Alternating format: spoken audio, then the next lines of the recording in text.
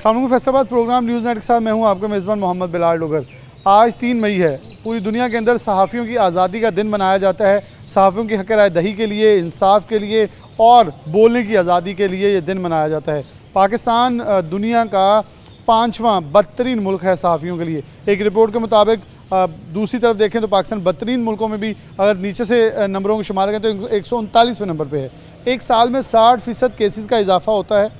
5 सहाफ़ी कत्ल हो जाते हैं। 20 साल में 73 से ज़ायद कत्ल हो जाते हैं। 60% इजाफे के अंदर देखें तो 140 केस रजिस्टर होते हैं। इस्लामाबाद सबसे ज़्यादा वर्स्ट और पंजाब दूसरे नंबर पे आता है। फैसलाबाद प्रेस क्लब में मौजूद हैं। सबसे पहले फैसलाबाद प्रेस क्लब के सदर और सेक्रेटरी जनरल हमारे साथ मौजूद होंगे। इनसे प्रोग्राम का आगाज़ करेंगे, फिर सहाफ़ी हमारे साथ पूरे प्रोग्राम में शामिल होंगे और कोशिश करेंगे जितने भी प्रोफेशनल सहाफ़ी हैं, जर्नलिस्ट हैं, उनको लिया जाए और एक मुद्दा सामने रखा जाए कि ये दिन मना लिया जाता है, नारे लगा लिए जाते हैं, सहाफ़ी तो ज़िंदा ही रहता है, लेकिन सहाफ़ी जो लफ्ज़ है जर्नलिस्ट, इसको एक्सेप्ट क्यों नहीं कोई कर पाता अभी तक? क्योंकि सहाफ़ी किसी भी माशरे की एक तस्वीर होता है जो शायद अफसरान सीटों में बैठे या कोई भी अपनी नशिस्तों में बैठे देख नहीं पाते, लेकिन वही जो सहाफ़ी है वही चीज़ जो है जब दिखाना चाहे तो उसे अपने दुश्मन समझ लेते हैं। मैं शाह साहब से आगाज़ कर लेता हूँ। बहुत शुक्रिया आपका वक्त देने के लिए। शाह साहब, मैं प्रोग्राम के आगाज़ में का मेरे ख्याल में पूरे प्रोग्राम में से रिपीट करूँगा, क्या लगता है सहाफ़ी या जर्नलिस्ट को आज तक एक्सेप्ट किया गया इस लफ्ज़ को भी अदारों के अंदर? कभी तौहीन आर्टिकल 19 का पड़खच्चे खुद ही अदारे बनाने वाले इसके उड़ाते हैं और सिर्फ महज नाम का आर्टिकल 19 हमारे लिए रहेगा। देखिए, डेमोक्रेसी और जस्टिस की बुनियाद जो है ना वो जर्नलिज्म है, लेकिन ये एक अच्छी डेफिनेशन है, अच्छी थ्योरी है। अमली तौर पे आप देखें, अगर ऐसा होता तो क्या अरशद शरीफ का वाक़या होता? क्या चिनोट में अभी जो हमारे दोस्त को कत्ल किया जाता? क्या यहाँ पर हमारे जो जर्नलिस्टों को, मुनव्वर इकबाल को तशद्दुद का निशाना बनाया गया? इस तरह के वाक़यात होते हैं। और 67 जर्नलिस्ट जो हैं 2022 में उनका मर्डर किया गया और ये पिछले साल की निस्बत डबल था, 2021 की निस्बत डबल था। और ये बात सब सिर्फ अब तो बड़ा आसान हो गया ना, इसमें ये नहीं हम कह सकते कि इदारे ज़िम्मेदार हैं, हमारे इदारे भी ज़िम्मेदार हैं। हमारे इदारों ने भी एक लाइन ले ली है, किसी ने कोई पॉलिटिकल पार्टी की लाइन ले ली, किसी ने दूसरी पार्टी की लाइन ले ली, जिसकी वजह से इन्हतात का शिकार हुए, जवाल का शिकार हुए। और आज हमें थ्रेट्स हैं, हमें अपनी नौकरियों को थ्रेट है, हमें लाइफ थ्रेट है, हमारी फैमिलीज़ अंडर थ्रेट हैं। इमरान रियाज की फैमिली के साथ क्या हुआ आपको सबको पता है। बात यह है कि जब तक आप बेस जो है, बेस है डेमोक्रेसी, आपके जो जमहूरी नुमाइंदे हैं, सियासी नुमाइंदे जो हैं, वहाँ पे आलूदगी है तो तमाम इदारों में आलूदगी आएगी। आपने देखा कि आज क्या हो रहा है, अदालतों में क्या हो रहा है। अगर आप खुल के इस पर बात कर नहीं सकते, इस्टेब्लिशमेंट के हवाले से आप खुल के बात नहीं कर सकते। इवन आपके जो इदारों के ओनर्स हैं, वो जिन्होंने ये इदारे बनाए, वो उनके अपने अपने मफादात हैं। तो ये बातें अब अच्छी रह गई हैं। हकीकी जो आज़ादी की अगर बात करें तो वो उससे हम बहुत दूर चले गए हैं। किसी दौर में ये पैशन होता था, फिर ये प्रोफेशन बन गया, अब ये पैशन भी नहीं रहा, प्रोफेशन भी नहीं रहा, अब ये पता नहीं क्या रह गया। वो मैं लफ्ज़ सख्त है, वो ट्रांसजेंडर वाला लफ्ज़, बात बड़ी ट्रांसजेंडर पे करते हैं, लेकिन क्या हम खुद तो नहीं उस तरफ जा रहे हैं? हमारा शोबा भी उन्हीं खसूसियात का हामिल तो नहीं होता जा रहा है? ये बड़ा एक मैं समझता हूँ कि नाजुक मरहला है। ऐसी ये बात शायद बहुत से लोगों को ये नामुनासिब भी लगेगी, लेकिन अगर हक़ाइक़ को देखें तो हमारा शोबा भी कुछ इसी तरह की सूरत हाल से दुचार है। अब ज़रूरत इस बात की है कि जब आप एक्चुअल देखेंगे, जब आप ऐसे लोगों को इदारों में लेके आएंगे जिनके अपने मफादात होंगे, तो ये इन्हतात का अमल जारी रहेगा। हुकूमत को चाहिए कि इसमें अपना किरदार अदा करे, दानिशवरों को चाहिए अपना किरदार अदा करें। बेसिक जो आज का जो बच्चे जो मास में जर्नलिज्म करके आ रहे हैं, वो तो चाहते हैं कि वो एक आइडियल लेके आते हैं, लेकिन आगे उनको मिलता क्या है वो आप सबके सामने है। तो शाह साहब ने बहुत ही ब्रीफली मेरा सवाल का कोई जो आज यहाँ मौजूद नहीं रहा, अज़हर हुसैन आबदी मौजूद हैं, सेक्रेटरी जनरल हैं। अज़हर भाई, आप कैसे देखते हैं कि सहाफ़त करने आते हैं बहुत सारे लोग, जैसे शाह साहब ने कहा मैसकॉम करके एक एक्चुअल पिक्चर होती है कि हम तर्जुमानी करेंगे, लेकिन तर्जुमानी किन की करेंगे? अगले तो जो बैठे हैं वो तो आपको दुश्मन समझने, वो समझने कि अगर ये तर्जुमानी करेगा तो गला घोंट दिया जाएगा, क्योंकि इदारों में बैठे अफसरान तब तक आपको अच्छा समझते जब तक उनकी अच्छी खबर है। जैसे खिलाफ लगी तो ये नहीं कहते कि आपने हमें आगाही की। जैसे मैं एक मिसाल देता हूँ नसीम सादक की, वो ऐसे अफसरान मौजूद हैं जो समझते हैं हम निशानदेही करते हैं, लेकिन कुछ अफसरान समझते हैं कि आप दुश्मनी पैदा करें हमारे साथ और हम आपको टाइम पे बताएंगे। अच्छा बिलाल, सबसे पहले तो मैं आपको शुक्रिया अदा करता हूं कि आज जो सहाफ़त का दिन मनाया जा रहा है, आपने इसे एक तो रोशनास करवाया, और दूसरा मैं ये कहना चाहूँगा कि सहाफ़त का जो है मुस्तकबिल वो मेरी नज़र में अब तकरीबन ख़त्म हो चुका है या तकरीबन ख़त्म होने के करीब है। उसकी वजह आप देख लें कि जिस तरह आपने जिक्र किया कि मैथ्स कॉम के वाले से कितने सैकड़ों जो स्टूडेंट्स हैं वो मैथ्स कॉम करते हैं, मैथ्स कॉम करके जब वो फील्ड में आते हैं तो उनके लिए कोई रोज़गार नहीं है।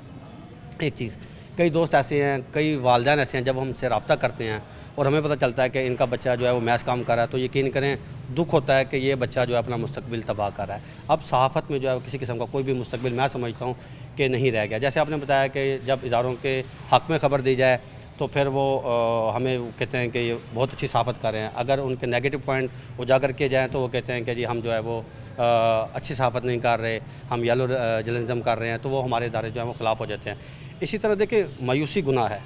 अब तक जितने भी मैं समझता हूँ, अपने तौर पे मैं कह रहा हूँ कि आपने जब जितना भी अब तक प्रोग्राम किया है वो सारा का सारा नेगेटिव एक तरफ जा रहा है। हमें कुछ पॉजिटिव जो है वो भी उसे जो है वो हाईलाइट करना चाहिए। देखें, सहाफ़ियों की इज़्ज़त है, आप किसी भी इदारे में चले जाए, ऐसा भी नहीं है कि आप किसी इदारे में जाते हैं तो लोग आपको धक्के देते हैं, आपको घुसने दिया जाता है। लोग आपके पास उम्मीदें लेके आते हैं कि हम जाएंगे, ये सहाफ़ी है, ये हमारा काम करेगा। ये एक पॉजिटिव चीज़ है कि लोगों को आपसे उम्मीदें हैं। अब रहेगी बात प्रेस क्लब के वाले से, तो मैं प्रेस क्लब के वाले से ये ज़रूर कहना चाहूँगा कि जहाँ दीगर इदारों से मायूसी हो रही है तो फैसलाबाद प्रेस क्लब की जो इंतज़ामिया है वो फैसलाबाद के सहाफ़ियों के हकूक़ के लिए अपनी आवाज़ बुलंद करती है और मुख्तलिफ यहाँ पे प्रोग्राम वगैरह करवाए जाते हैं, सहाफ़ियों को एंटरटेन किया जाता है। जैसे आप देखें कि फैसलाबाद प्रेस क्लब में स्विमिंग पूल बनाया गया है, जिम मौजूद है यहाँ पे, इसके अलावा दीगर सहूलियात यहाँ पे फराहम की जाती है। इसके लिए सहाफ़ियों को उनकी फ़लाह के लिए काम किया जाता है। जैसे हमने इस दफ़ा जो है वो इंश्योरेंस सहाफ़ियों की करवाई है। अगर कोई सहाफ़ी हमारा फ़ौत हो जाता है तो उसे जो है वो, अगर वो तभी मौत फौत होता है तो उसे जो है वो 8 लाख रुपए तकरीबन, अगर कोई हादसाती मौत फौत होता है तो उसे 16 लाख रुपए से ज़्यादा की जो रकम है वो करवाई जाएगी। इसके साथ साथ दीगर जो सहूलियात हैं वो फैसलाबाद प्रेस क्लब जो है वो फराहम कर रहा है। तो मैं ये समझता हूँ कि मुख्तलिफ तंजीमें जहाँ पे सहाफ़ियों के हकूक़ के लिए काम करी है, तो हमें तमाम को जो है मज़ीद इसके ऊपर जो है मज़ीद रोशनी डालनी होगी, मज़ीद जो है काम करने होंगे ताकि सहाफ़ियों को मज़ीद जो है बेहतर सहूलियात फराहम की जा सके, ताकि उन्हें मजबूत एक सतून के तौर पर जो कहा जाता है कि पाकिस्तान का चौथा सतून है, तो उसे वाकई एक सतून बनाया जाए और इदारों के सामने जो है पेश किया जाए। इदारों के सामने पेश किया जाए। दोनों साहब हमारे साथ मौजूद हैं। हम थोड़ा सा एजुकेशन की तरफ चलेंगे। ख़वातीन की बात भी करनी है तो एजुकेशन की बात करें तो हमारे साथ एक मरूफ सहाफ़ी भी हैं, उन्होंने खुद प्रोफेशनल जर्नलिज्म किया है, उनकी तरफ बढ़ेंगे, उनसे मौक़िफ़ इख्तियार लेते हैं उनको।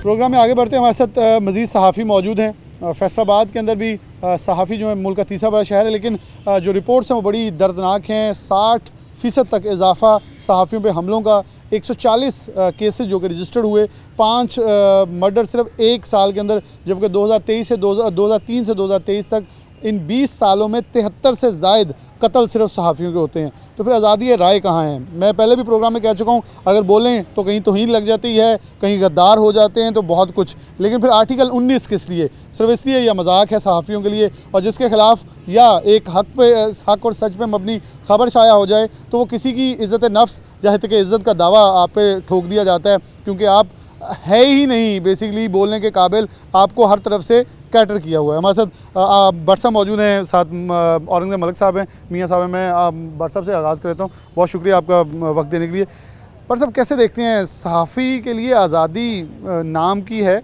कहीं आर्टिकल्स में लिखी हुई है, या सिर्फ महज एक दिन है जिसको मना लिया जाता है, रैली निकाली जाती है, दोस्त इकट्ठे हो जाते हैं, एक दूसरे से गिले शिकवे हो जाते हैं, बस बात ख़त्म फिर? जी बिल्कुल, जैसा कि आपने जो है अपने इंट्रो में ये बात वजाहत से बयान कर दी है इस हवाले से कि आलमी यौम सहाफ़त या आज़ादी ज़हार राय का दिन जो है मनाने का मकसद जो है वो सिर्फ ऐसे ही होता है जैसे कोई हम किसी पिकनिक स्पॉट पे आते हैं, रैली निकाली, दोस्तों के साथ गिले शिकवे, बैठे, खाया पिया और पूरा दिन ख़त्म हो गया। तो अमली तौर पर जो है आज़ादी सहाफ़त के हवाले से पाकिस्तान में जो निसफ़ सदी से जो इस पर काम हो रहा है, मुख्तलिफ़ इदारों में जो मुख्तलिफ़ क़वानीन जो तैयार किए जा रहे हैं वो अभी तक जो है वो मुंतज़र हैं इस चीज़ के कि उनको अमली शक्ल दी जाए, उन पर इम्प्लीमेंट हो, लेकिन अभी तक कुछ भी नहीं हो सका। अगर सच्ची बातें की जाएंगी तो जैसे आपने खुद बता दिया कि किसी की तौहीन हो जाएगी, किसी के जो है हत्या की इज़्ज़त वो महसूस हो जाती है।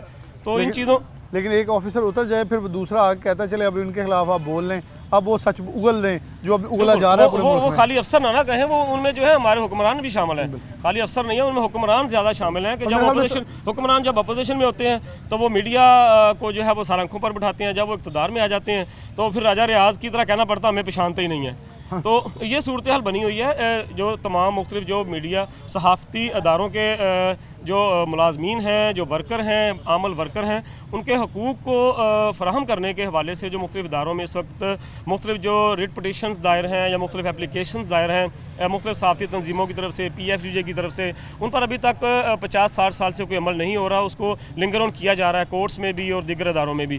तो ज़रूरत जिस तरह दीगर दिन मनाए जाते हैं, अभी 1 मई को जो है आलमी यौम मज़दूर मनाया गया, तो आपको भी पता है कि मज़दूरों का जो है हकूक़ कितने उनको मिल रहे हैं। आप भी रोज़ाना माशाल्लाह सड़कों पे जाते हैं, हर जगह हर शोबे में आपने वर्क किया हुआ है और पूरे एक दिन उनके साथ गुजारा है। तो आपको भी पता है कि इतने सालों से यौम मज़दूर मनाया जा रहा है, तो मज़दूरों के हकूक़ कहाँ मिले हैं। और अफसोसनाक बात तो ये भी है कि मज़दूरों के बराबर भी जो मीडिया वर्कर्स को हकूक़, अभी ये जो आलमी यौम आज़ादी है या आज़ादी सहाफ़त जो है, इसको हम 2 हिस्सों में तकसीम कर सकते हैं कि एक हिस्सा जो है हमारे वर्कर्स के हवाले से है, दूसरा है मजमूई तौर पर इदारों के हवाले से कि हमारे जो अदारे हैं, अब मैं नाम लूँगा तो फिर वही बात आ जाएगी। मसलन एक अदारा बना दिया गया है पैमरा, ठीक है जी। अब पैमरा की तरफ से जो पाबंदियाँ लगाई जाती हैं, बार बार नोटिफिकेशन जारी किए हैं, वो आपके सबके सामने हैं। कभी जुर्माने किए जा रहे हैं लाखों रुपए, कभी वो उसकी जो नशरियात मुअत्तल की जा रही हैं, कभी कुछ। और जब कोर्ट में जाते हैं तो पैमरा हुकाम वहाँ पर कहते हैं जी हमारी तरफ से तो ऐसा कोई आर्डर जारी ही नहीं हुआ।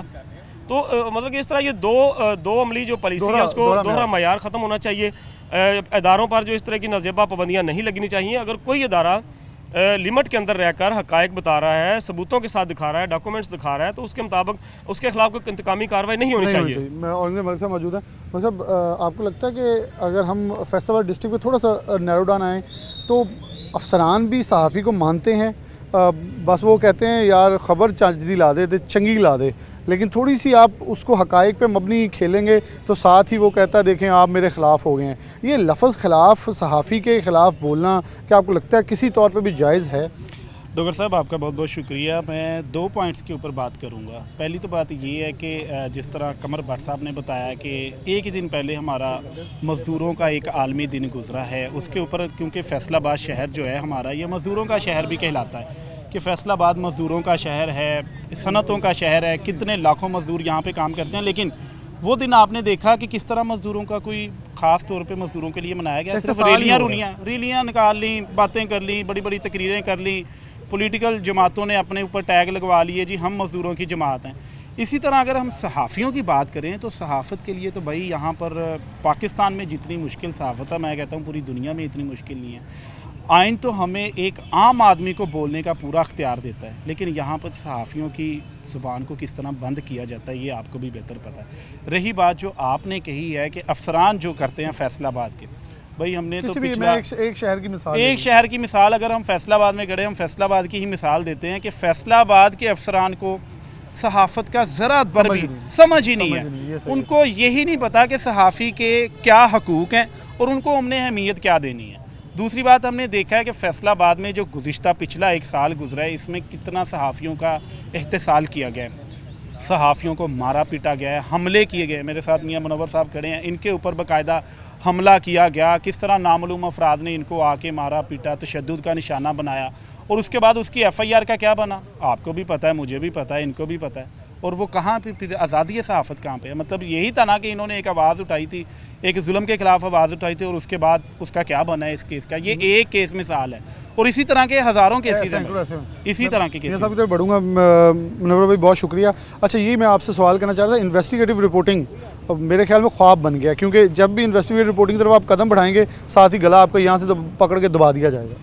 जी डॉक्टर साहब बहुत शुक्रिया। एक तो हम जैसे हमने कहा कि फैसलाबाद की बात करते हैं, तो फैसलाबाद में आज़ादी सहाफ़त का तसव्वुर करना ही मेरा ख़्याल मुश्किल है। इसका हमने पिछले 1 साल की बात जैसे औरंगज़ेब ने की, तो पिछले 1 साल के अंदर जो सहाफ़ियों के साथ किया गया, जो उसकी तो मिसाल मेरा ख्याल पूरे पाकिस्तान में नहीं मिलती। मेरी गाड़ी पर 22 गोलियां जो हैं वो चलाई गई। अगर 22 गोलियां एक शहर के अंदर और एक मेन शाहराह के अंदर चलाई जाएं तो उसके में कहाँ अफसरान थे, कहाँ इंतज़ामिया थी, कहाँ पुलिस थी, किसी को नहीं पता। खैर हम उसके बाद की बात तो दूसरी तरफ रहेगी। उसके बाद रिसेंटली जब PTI की यहाँ पर एक रैली गुजर रही थी, उस रैली को कवर करने के लिए जैसे ही हमारे सहाफ़ी दोस्त वहाँ पर गए हैं तो उनकी गुंडागर्दी यहाँ तक थी कि कैमरे तोड़ दिए, DSNG जो थी वो तोड़ दी गई, रिपोर्टर्स को तशद्दुद का निशाना बनाया गया। किसी ने कुछ नहीं किया। यहाँ पर फिर बात आ जाती है डॉक्टर साहब मीडिया मालकान की। जो मीडिया मालकान है वही रिपोर्टर या अपने जो मुलाजमीन है उनकी पुष्टपनाही नहीं करते, बाद में पीछे हट जाते हैं। ऐसे पीछे हट जाते हैं जैसे कोई सहाफ़ी कीड़ा मकोड़ा है, जैसे गाजर मूली इसको काट के फेंक दें, बस फेंक दें, कोई पूछने वाला नहीं है, कोई इस पर बात करने वाला नहीं है। जब तक मीडिया मालकान जो हैं वो अपने वर्कर्स के साथ खड़े नहीं होंगे, मेरे ख्याल से जिस तरह आपने पहले इंट्रो में बताया कि इतने सहाफ़ी जो है उनको कत्ल कर दिया गया है, इतने जो है मुकदमा दर्ज हुए, ये सिलसिला इसी तरह जारी रहेगा। मैं राना हबीब साहब मौजूद हैं। राना साहब बहुत शुक्रिया आपको वक्त देने का। आप मरकज़ी लीडर भी हैं, सहाफ़ियों के लिए हमेशा आवाज़ उठाते हैं। मियाँ साहब ने एक बात की मालकान के हवाले से, तो कोई भी मालिक नहीं चाहता इस्तगासे में उसका नाम है, वो कहता है खुद पर्सनल इशू है आपका था, आपने को मसला बना लिया होगा वहाँ जाके। बहुत सारे चैनल जो स्टैंड करते हैं, लेकिन कुछ हैं जो नहीं करना चाहते। अब वो एक रविश है कि सहाफ़ी सड़कों पे आता है, आप आते हैं, सब हाथों में हाथ दे के एहतजाज करते हैं। अब जिस हद तक अफसरान के ऊपर प्रेशर डले, अपना इंसाफ जितना थोड़ा सा इंसाफ का हिस्सा लिया जाता है, बाकी फिर जूँ का तूँ रहता है और ये दिन आता है गुजर जाता है। सबसे पहले तो आपका बहुत शुक्रिया।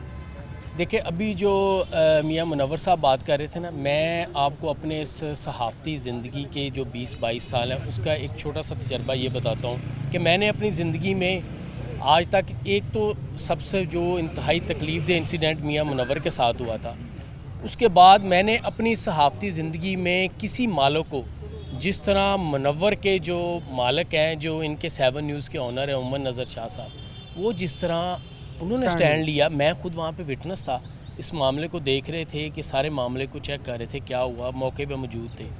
तो इसलिए ये जो मामलात हैं, सबसे पहले तो ये आप देखें कि फैसलाबाद की हद तक हम चलें, बाकी शहरों की बात नहीं करते, हम फैसलाबाद की हद तक बात कर लेते हैं कि मैं समझता हूँ फैसलाबाद में इतनी मुश्किलात हमने देखी हैं कि पहली मरतबा शायद फैसलाबाद में ऐसा होता है कि शायद इससे पहले कभी नहीं कि अदारों की तरफ से बाकायदा सर्कुलर जारी हो जाता है कि फ़लाँ सहाफ़ी है ना, उस पर पाबंदी है, वो हमारे अदारे में नहीं आ सकता। उसकी बिहाइंड जब देखते हैं कि क्या वजह हुई यार, उसने क्या वहाँ से खुदा न खासा कोई चोरी कर ली, कोई डकैती कर ली, क्या उसने किया, पता चलता था जी कि उस सहाफ़ी ने हक़ाइक़ पे मबनी एक ख़बर दे दी अदारे की, तो उस शख्स के बारे में दे दी है, क्या दी है, उसने इख्तियार से तजावुज़ किया, उसने कोई गैर कानूनी काम किया, उसने करप्शन किया, उसने किसी रिश्वत लिया, यही बात होती है ना। इस पे जब खबर देते थे तो हमारी बदकिस्मती देखें कि उस पे हमारे जो सहाफ़ी उन पे पाबंदियाँ लग जाती थी।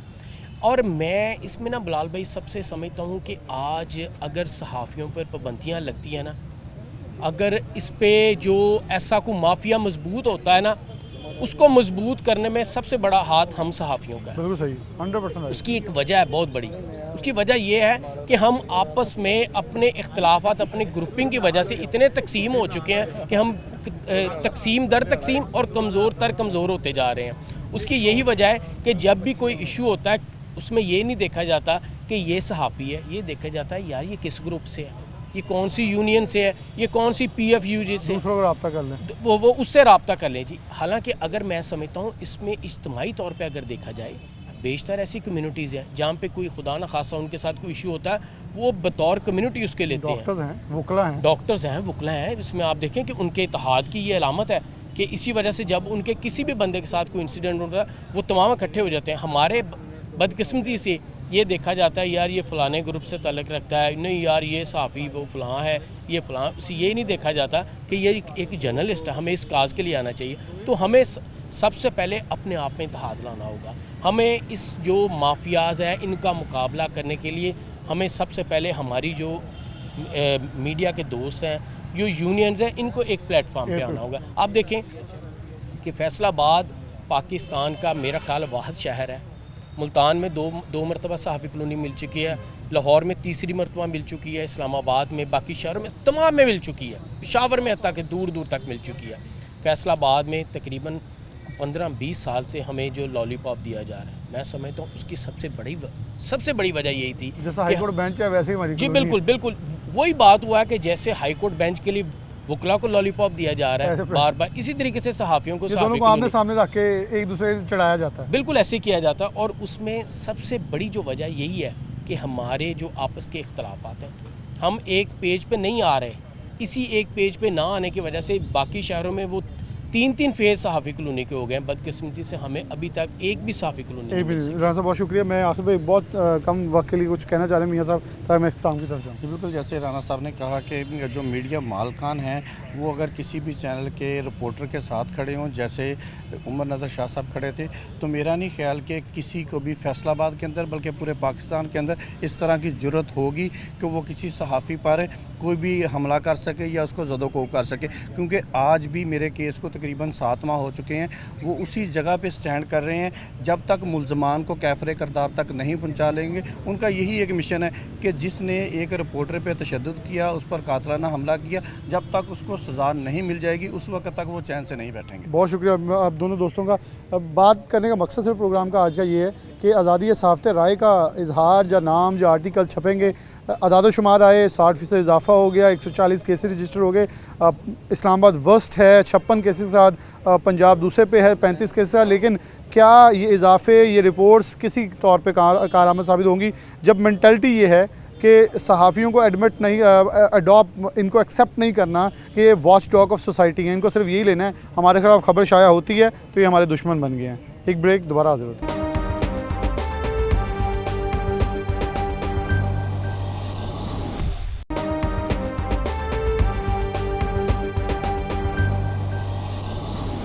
वेलकम बैक नाज़रीन, दोबारा से प्रोग्राम के अंदर खुशामदीद कहते हैं। आज़ादी सहाफ़त राय और ख़ास तौर पर पूरी दुनिया में सहाफ़ियों की आज़ादी का और सहाफ़ियों के लिए हकूक़ का दिन मनाया जाता है। हमारे साथ सिजाद हैदर साहब मौजूद हैं, साथ शेरोज़ इबाद साहब मौजूद हैं। सिजाद साहब आपसे आगाज़ कर लेता हूँ। 60% इजाफ़ा, 140 केसेस के इजाफ़ा, 5 मर्डर एक साल में, और हर तरफ सहाफ़ी ऐसे लगते हैं, बल्कि मैं प्रोग्राम के अंदर ये भी कहता आया हूँ, सहाफ़ी दोस्तों से बात करते कि लगता नहीं है सहाफ़ियों को अभी तक भी किसी ने तस्लीम किया है। उनको लगता है हमारे हक़ में लिखेंगे तो ठीक है। मैं बेशतर बार सरकारी अफसरान से इस बात का गिला करता हूँ कि हमारा काम है निशानदही करना। वो आपके ख़िलाफ़ भी हो सकती है, आपके हक़ में भी हो सकती है, उसे दुश्मनी ना समझा करें। लेकिन तासुर ये लिया जाता है कि ये सिर्फ हक़ में लिखें, ख़िलाफ़ लिखा तो गोली मार देनी। हाँ जी बिल्कुल। सबसे पहले मैं 41 का और आपका बेहद मशकूर हूँ कि उन्होंने यौम सहाफ़ी के आलमी दिन के मौका पर आज ये प्रोग्राम का इनेकाद किया है। और उसके बाद अरशद शरीफ शहीद, क्योंकि उनके कातिल आज तक ज़िंदा हैं। और जो आपने बात की है कि हमारे ऊपर मुकदमात दर्ज हुए हैं, हमारे ऊपर तशद्दुद किए गए सहाफ़ियों के ऊपर सच दिखाने के ऊपर, वो तो सदियों से ये रवायत चलती आ रही है। हम सच लिखते जाएंगे, तशद्दुद बर्दाश्त करते जाएंगे। अब ये जो सिनेरियो बन चुका है, ये डिजिटल दौर जैसे आया, सदी गुजरी है 2020 के 2000 के बाद, अब 2023 जा रहा है। अब ये चीज़ पहुंच चुकी है कि अब सच दिखाएंगे तो आपको मौत सज़ा मिलेगी। अब पहले तशद्दुद बर्दाश्त कर लेते थे। हमारी जो इस टाइम जो सबसे ज़्यादा जिसकी वजह से हमें तशद्दुद का निशाना बनाया जा रहा है, वो हमारे अपने अंदर जो धड़ेबंदियाँ ना वो कायम हो चुकी हैं। उसकी वजह से हम जो है ना वो सॉफ्ट का हम टारगेट बन चुके हैं। अगर हम अपनी सफ़ों में इत्तेहाद बरकरार कर लें, आज सहाफ़त का आलमी दिन है, मगर मुझे कहीं पर भी आज़ादी सहाफ़त नज़र नहीं आ रही। ये पाकिस्तान वाहद खित्ता बन चुका है दुनिया में जहाँ पे शोबा सहाफ़त करना इंतहाई मुश्किल हो चुका है। 5 बदतरीन ममालिक में हमारा शुमार होता है, अब बिल्कुल top of the worst countries in journalism है। जी बिल्कुल, आपने सही कहा। और इसके बावजूद हमारी नौजवान नस्ल, जैसे अब इलेक्ट्रॉनिक मीडिया आया है, प्रिंट मीडिया से पहले काम कर रहे थे दोस्तों, शऊर आ रहा है, लोग पढ़ के डिग्रियां लेके शोबे में आ रहे हैं, सच लिखने को उनका दिल कर रहा है, सच बोलने को लोगों को, आवाम को बताने का दिल कर रहा है। हमारे ऊपर जब भी तशद्दुद होता है, इस शहर की बात करते हैं तो हमारे ऊपर तशद्दुद होता है, इस शहर के रहने वालों के मसाइल उजागर करते हैं, हमें जनाब टारगेट किया जाता है। हम तो करते रहेंगे ये काम, कभी भी नहीं रुकेगा। और सबसे बड़ी जो इस टाइम की जो ज़रूरत है ना, हमारा इत्तेहाद बहुत ज़रूरी है। हम सियासतदानों के धड़ेबंदियों के शिकार हो चुके हैं, हमारे ऊपर छाप लग चुकी हैं। अगर हमें बुलाकर कुछ दस्तावेज़ दिखाए जाते हैं, कुछ सबूत दिए जाते हैं कि जनाब फ़लाँ सियासी जमात ये कर रही है, फ़लाँ मजहबी जमात ये कर रही है, फ़लाँ अदारा ये कर रहा है, तो हम उसके ऊपर अगर लिखते हैं, बोलते हैं, तो हमारे ऊपर छाप लगा दी जाती है। फिर दूसरी पार्टी है जो है वो हमें अपना ज़ाती मुखालिफ समझना शुरू हो जाती है, जिसकी सज़ाएँ हम भुगत रहे हैं। हमें ज़ाती मुखालफत से हटकर, ज़ाती ताल्लुकात से हटकर सिर्फ सहाफ़त करनी चाहिए। और आज के दिन की मुनासबत से मैं ये कहूँगा कि ज़िंदा है सहाफ़ी, ज़िंदा है, कोड़े खा के भी ज़िंदा है, जेलों में जाके भी ज़िंदा है। हम दोस्तों ने कुर्बानियाँ दी हैं यहाँ पर। मैं फैसलाबाद यूनियन ऑफ जर्नलिस्ट दस्तूर का प्रेसिडेंट हूँ। तो हमने सहाफ़ियों के लिए क्या किया है, हमारे ऑफिस रोज़ाना 2 साल से दोपहर के टाइम मुफ्त खाना सहाफ़ियों को तक़सीम किया जाता है। इज़्ज़त के साथ बिठा के वहाँ पे रोज़ाना की बुनियाद पर दोपहर का खाना खिलाया जाता है। अगर उनको डाउन साइजिंग की नज़र किया गया है तो वहाँ पे उनको तहफ़्फ़ुज़ दिया गया है। अगर घर में फाके के हालात नौबत पहुँची है तो फैसलाबाद यूनियन ऑफ जर्नलिस्ट दस्तूर ने उनके घरों तक उनकी इमदाद पहुँचाई है। कभी उनको कैमरे की ज़ीनत नहीं बनाया, कभी उनकी फ़ोटो नहीं खींची, उनकी हमेशा से इमदाद की है। और उनको उनके अदारों में आइंदा भी जहाँ नौकरियाँ निकल रही हैं, जहाँ पर सहाफ़ी जो हैं वो रोज़गार की तलाश में निकल रहे हैं, उनका बिल्कुल उनकी इमदाद कर रहे हैं। तहफ़्फ़ुज़ किया शहरोज़ भाई। सजाद साहब ने बड़ी बात अच्छी बताई, ये वो है जो सहाफ़ी खुद कर रहा है। फिर अदारे कहाँ हैं, फिर आर्टिकल 19 कहाँ है। आर्टिकल 19 के तहत अगर अपना तहफ़्फ़ुज़ मांगे तो कहीं तो अदारों पे तौहीन बन जाती है, कहीं अदारों पे शबगुन बन जाता है, कहीं गद्दारी बन जाती है। मतलब वो जो एक हमारी इन्वेस्टिगेटिव रिपोर्टिंग है वो जब शुरू हो तो साथ ही इंसान को लगता है कि अब मैं बचूंगा नहीं अगर ये स्टोरी छप गई। बिलाल भाई, सबसे पहले तो आपका शुक्रिया कि सहाफ़त के आलमी दिन के मौके पर आपने हमें बोलने का जो है मौका दिया है। आर्टिकल 19 तो बहुत दूर की बात है, आप तो किसी के ख़िलाफ़ एक सिंगल कॉलम ख़बर भी नहीं आप लगा सकते, या किसी के ख़िलाफ़ आप टिकर या कोई ख़बर या कोई बीपर आप नहीं दे सकते। वो आपके ख़िलाफ़ जो खड़े हो जाते हैं कि आपने ऐसा किया ही क्यों। हालांकि आप एक सबूत के बगैर कोई भी सहाफ़ी कोई ख़बर ना नशर करता है ना ही उसको पब्लिश करता है जब तक उसके पास एविडेंस ना आ जाए। तो ये आपने जैसे कि अभी बात की कि हम बदकिस्मती से उन 5 ममालिक में शामिल हैं जहाँ पर सहाफ़ी इंतहाई कसम पुरसी की हालत में जो है वो रह रहे हैं, और सबसे ज़्यादा सहाफ़ी जो है वो मैं ये समझता हूँ कि पाकिस्तान में महफूज नहीं है। अरशद शरीफ के देख लें और रिसेंटली जो भी वाक़यात हुए हैं, सहाफ़ियों को किस तरह जो उठा लिया जाता है सिर्फ इस बुनियाद पर कि आपने हमारे ख़िलाफ़ चीज़ें दी क्यों, आपने सोशल मीडिया पर भी क्यों दी, हमारे ख़िलाफ़ क्यों दी। इतना ये हमारे अंदर जो हौसला जो है वो कम होता जा रहा है। हमारे जो सियासी जो बड़े अदारे के जिनका नाम अब तो ज़ुबान ज़द-ए-आम है, वो तनख्वाहों पे भी चीख पड़ते थे कि आपको इतनी तनख्वाह क्यों मिलती है, मुझे कम मिलती है। अगर ये कैलिपर होगा, ये सोच होगी, तो फिर सहाफ़ी के साथ जो होना है मेरे ख्याल में उसकी अक्कासी तो ऐसी ज़ुबानें खुद कर देती हैं। बिल्कुल बेहतरीन बात की आपने, खुद ही इन चीज़ों का जो वो आपने हाईलाइट कर दिया। अब हम नाम क्या लें, सबको पता है कि इस वक्त क्या सिचुएशन चल रही है और एक बड़े इदारे जो है वो क्या कर रहे हैं, अपने ही सहाफ़ियों के साथ क्या कर रहे हैं। सारी सूरत हाल इस वक्त जो है वो इंतहाई गंभीर होती जा रही है। बड़े इदारे तो तनख्वाहें भी नहीं दे रहे टाइम पर, और हमारे जो सहाफ़ी भाई हैं वो अपने ही इदारों के ख़िलाफ़ एहतजाज करने पर मजबूर है। मैं ये समझता हूँ उसकी वजह यह है कि हमारे अंदर यूनिटी नहीं है। जैसे कि अभी सजाद साहब फरमा रहे थे कि यूनिटी ना होने की वजह से हम जो है वो सॉफ्ट टारगेट का निशाना बनते हैं। सहाफ़ी दोस्तों को चाहिए कि सब एक होकर यकजुबां होकर अपनी जो है वो बात मनवाएं, ताकि हमारे जो इदारे हैं उनको पता चले कि ये सब एक हैं। लेकिन हमें जब तकसीम कर दिया जाता है तो उसके बाद फिर यही होता है कि हमें कोड़े भी मारे जाते हैं, जेलों में भी डाला जाता है, इवन कि हमारे जो है वो साफियों को जान से भी मार दिया जाता है। और ये सूरत हाल इसी तरह ही चलती रहेगी जब तक हम एक नहीं होते। बिलाल जब तक एक नहीं होते। बहुत शुक्रिया दोनों मेहमानों का। और एक चीज़ जो शहरोज़ भाई ने कहा कि ये बड़ी इंपॉर्टेंट चीज़ है, हमें तकसीम किया जाता है, दनिस्ता तौर पर किया जाता है। किसी एक दोस्त को किसी न किसी, मैं ये नहीं कहता किसी को लालच दिया जाता है, ये कन्विंस करने वाले लोग बड़े पावरफुल होते हैं। वो किसी न किसी तरह कन्विंस करके आपको ले जाते हैं, वो मालकान के थ्रू करें, किसी के थ्रू करें, दूसरे फिर खड़े देखते हैं कि हमारे साथ जो सलूक होगा वो बहुत बुरा होगा, तो वो भी स्टेप बैक कर जाते हैं। तो एक बड़ा रीज़न आजकल बनता जा रहा है। प्रोग्राम में आगे लेके चलते हैं। 3 मई के हवाले से हमारा प्रोग्राम के आखिरी हिस्से की तरफ बढ़े हैं। 3 मई का मतलब है कि बोलने की आज़ादी और इजहार राय की आज़ादी का दिन है। इसे पूरी दुनिया में मनाया जाता है, लेकिन पाकिस्तान पूरे प्रोग्राम में बताते हैं वस्तरीन मुल्कों में इसमें शुमार होता है। पाकिस्तान के अंदर बात करें तो फैसलाबाद के भी सहाफ़ियों से ये वाक़यात जो हैं वो गाहे बगाहे पेश आते हैं, और अभी तक ये टेम्परामेंट ही हमारे अंदर नहीं पैदा हो सका कि हम जर्नलिस्टों को एब्जॉर्व करने की पोजीशन में आए। जफ़र डॉक्टर साहब मौजूद हैं, हेड सिटी 41 के साबिक़ सदस्य फैसलाबाद प्रेस क्लब में। डॉक्टर साहब बहुत शुक्रिया आपके वक्त का।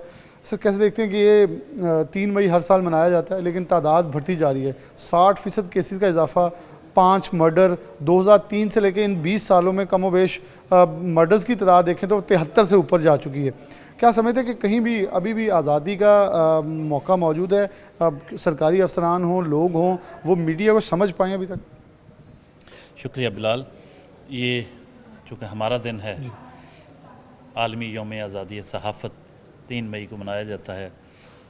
पूरी दुनिया की डाटा तो ज़ाहिर है बड़ा ख़तरनाक है, लेकिन ये और ज़्यादा ख़तरनाक बात है कि पाकिस्तान सहाफ़त के हवाले से ख़तरनाक तरीन मुल्कों में शुमार किया जाता है, जो सबसे टॉप पे हैं, और इस्लामाबाद तो उनमें सबसे आगे चला गया। और उसके बाद फिर बलूचिस्तान में भी बहुत ज़्यादा प्रॉब्लम है, क्योंकि वहाँ सेपरेटिस्ट जो हैं वो इंसर्जेंसी वहाँ चल रही है, तो वहाँ की तो रिपोर्टिंग सही तौर पे नहीं होती, और फिर वहाँ बहुत सारे सहाफ़ी मारे भी गए हैं। 2008 से अब तक 1 दर्जन से ज़ायद सहाफ़ी मारे जाते हैं, वो मिलिटेंट से भी मार देते हैं और दूसरी तरफ से भी इल्ज़ाम आता है जी कि उन्होंने तंग किया और प्रॉब्लम पैदा की। तो पाकिस्तान में जो सहाफ़त पर कदगनों की दास्तान है वो बहुत कदीम है। अय्यूब खान ने तो बहुत ही बुरा किया था पाकिस्तान के लिए, जो सहाफ़ती अदारे जो थे वो नेशनलाइज़ कर लिए। उस वक्त के अखबार, तब इलेक्ट्रॉनिक मीडिया तो था नहीं, ना सोशल मीडिया था, अखबार होते थे, उनको नेशनल प्रेस ट्रस्ट बना दिया और एमरोज़ और बाकी जो अखबार थे, पाकिस्तान टाइम्स, सारे जितने भी थे सबको कौमिया लिया और फिर हुकूमती सरपरस्ती में वो चलने लग गए। बहुत से ऐसे कवानीन बने कि जिसमें आज़ादी सहाफ़त बिल्कुल कुचल के रख दी गई। सियासतदानों को भी उन्होंने बिल्कुल दीवार से लगा दिया। इतने मुकदमे बने, नाअहलियाँ की गई कि वो अपना रोल अदा करने के काबिल न रहें। फिर जनरल ज़ियाउल हक़ का जो दौर आया उसमें वो बदतरीन दौर था आज़ादी सहाफ़त के हवाले से पाकिस्तान में। जनरल मुशर्रफ के दौर में भी जब इलेक्ट्रॉनिक मीडिया लाने में भी उनका रोल था, लेकिन पाबंदियाँ भी उन्होंने की और चैनल्स बंद करवाए।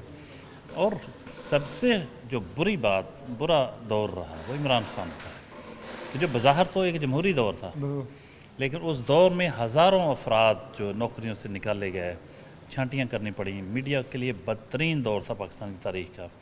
इसमें इलेक्ट्रॉनिक मीडिया, प्रिंट मीडिया, इसके बहुत से अखबारात, चैनल्स बंद हुए, एडवर्टाइजिंग एजेंसियों से, अखबारात से, चैनलों से सहाफ़ी कुछ हज़ारों अफराद निकाले गए। अब आ जाते हैं कि हमारे यहाँ जो इसकी नौइयत क्या क्या है, किस किस तरीके से आज़ादी सहाफ़त का गला घोंटने की कोशिश की जाती है। हालांकि आर्टिकल 19 जो है आईन पाकिस्तान का, वो गारंटी करता है कि there shall be freedom of press, और फिर पूरी अगर तशरीह है कि कुछ रिस्ट्रिक्शंस जो हैं उनका भी जिक्र है, लेकिन गारंटी करता है आईन पाकिस्तान जमहूरी आज़ादी में। साथ ही एक सवाल ऐड कर लेता हूँ, जहाँ 19 आर्टिकल गारंटी करता है, वहीं इसी 19 आर्टिकल को बनाने वाले भी, तहफ़्फ़ुज़ देने वाले भी और जितने अदारे इसके इर्द गिर्द घूमते हैं वो भी इसे मानने के कासिर नज़र आते हैं। कोई तौहीन में आ जाते हैं, कभी आइन पे शबखून का नाम दे दिया जाता है, किसी न किसी नाम देकर इस आर्टिकल पर दबाव नहीं लिया जाता। जी बिल्कुल, देखें ऐसे हमारे जो एक्सेस टू फ्री जो इंफॉर्मेशन है वो तो हमारे यहाँ है ही नहीं, लीगली आप ले ही नहीं सकते। और वो प्रोसेस अगर इन्होंने बनाया भी है तो इतना पेचीदा है कि आप तब तक इन्फॉर्मेशन ही वो गैर मुतल्लक हो जाती है। तो और फिर हमारे यहाँ कंटेम्प्ट ऑफ कोर्ट का जो मामला है, फिर उसके अलावा लाइबल लॉज हैं, और जो हमारी जो हद की इज़्ज़त का दावा किया जाता है वो उस तरह के मुकदमे, तो ये तो हैं हमारे यहाँ बहुत ज़्यादा। लीगल नोटिस के ज़रिए, मुकदमेबाजी के ज़रिए, गिरफ़्तारियों के ज़रिए हरासमेंट जो की जाती है, धमकियाँ, वर्बल और रिटन धमकियाँ, फिर उसके अलावा कत्ल किए जाते हैं सहाफ़ी, उन पे हमले किए जाते हैं, गैर कानूनी हिरासत में रखा जाता है, अगवा कर लिया जाता है, अगवा। तो इतनी शक्लें हैं हरासमेंट की कि हर शक्ल मौजूद है। और इसके साथ साथ जो ख़वातीन सहाफ़ियों को मसाइल दरपेश होते हैं, उसमें आप देखें उनको जॉब वर्क प्लेसेस पे हरासमेंट का सामना होता है। अगर वो जलसे जुलूस की कवरेज के लिए चले जाएं तो कई सियासी जमातों ने तो रिकॉर्ड कायम कर दिए ख़वातीन सहाफ़ियों की हरासमेंट के।